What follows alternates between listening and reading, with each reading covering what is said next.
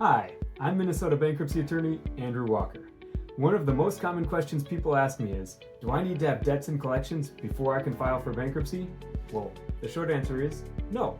Bankruptcy works on debts that exist before your filing date, whether they're delinquent or not. In fact, it's often better to file your debts before they go to collections because the sooner you file, the fewer missed payments will appear on your credit report, helping your credit score improve more quickly.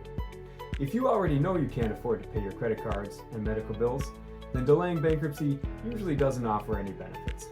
Once you stop making payments, creditors will start collections actions against you, which hurts your credit score. Once the bankruptcy is filed, however, they can no longer put negative remarks on the credit reports. Thus, by filing promptly, you minimize the number of pre-bankruptcy negatives that will show up on your credit report afterwards. Here's the great news. Most of my clients have a 720 credit score just 2 years after bankruptcy. Many can get a car loan in a matter of weeks, a new credit card in about 2 months, and even qualify for a mortgage in around 2 years.